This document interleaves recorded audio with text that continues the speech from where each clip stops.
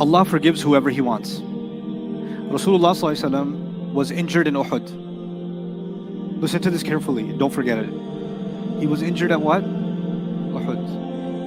He was injured in his face in 3 different places, and the arrow or the spears actually penetrated through the helmet into his jaw.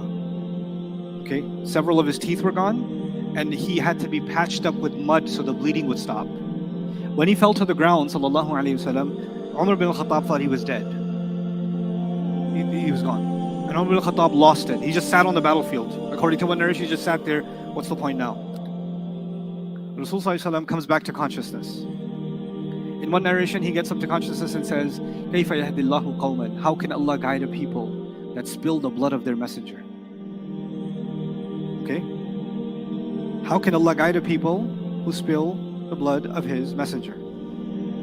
Allah immediately revealed ayat after Uhud. One of those ayat, listen carefully. لَيْسَ لَكَ مِنَ الْأَمْرِ شَيْءٌ. You have no authority whatsoever. Talking to the Prophet ﷺ.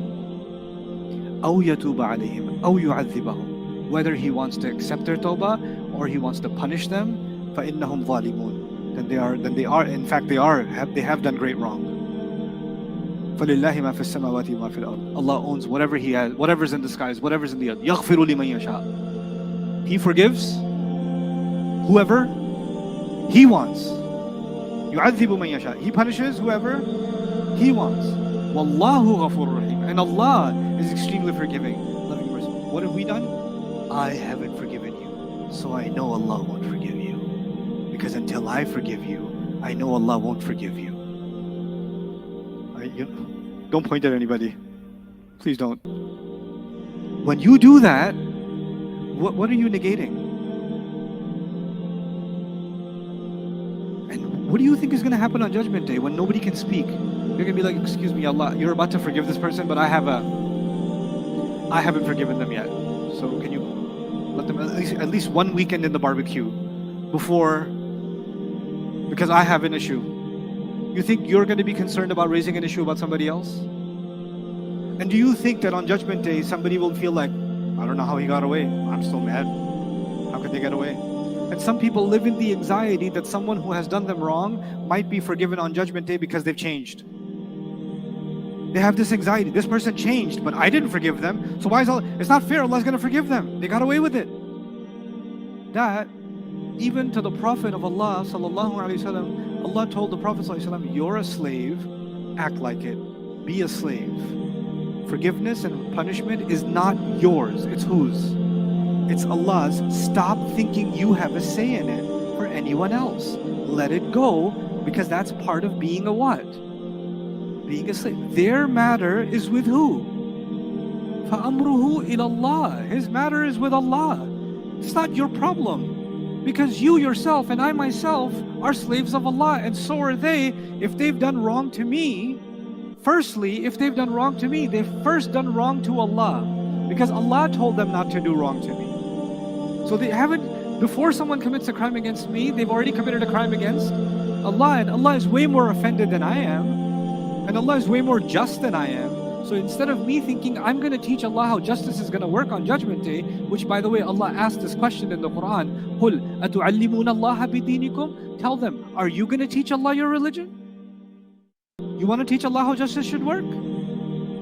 This like anxiety of making sure someone pays takes us so far, we start questioning the wisdom and the justice of Allah, and we stop forgetting that we're slaves of Allah. Honestly, it's scary to me. To me, it can be rooted in pain. I get it. You were wronged. I was wrong. It's rooted in pain.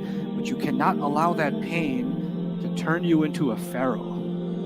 You cannot allow that pain to project some kind of authority on Judgment Day. That is too far. Don't do it to yourself. That'll destroy you spiritually. It'll just destroy you. Whether Allah forgives them or not, Allah knows their deal better than you and me. I know one thing, Allah will never be unfair to me. Allah even says, يَشْفِي صُدُورَ قَوْمٍ مُؤْمِنِينَ. Allah will heal the hearts of a believing people. Is that enough for me to hear? Allah will heal the hearts? Yeah. You're like, I don't want my heart healed. I like this pain. And I enjoy this. No, some people do. They do. They're addicted to the pain, and they're like, I want to feel the sensation of getting revenge. I'm waiting for that high.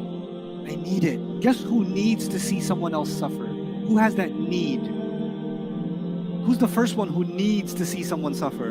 Iblis. Where do you think that need comes from to see someone suffer? You know, Shaitan has caused so much more suffering than any one of us could. A human being can only do so much wrong. Shaitan has been doing wrong since age old, right?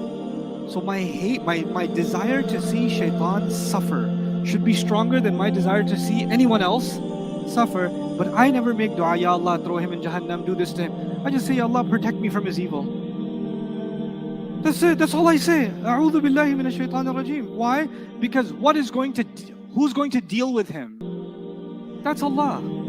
I'm not going to stand over Jahannam and say, Ya Allah, burn him good. Yeah, right there. Yeah, that spot. That he cried extra on that spot. Where did you get this from?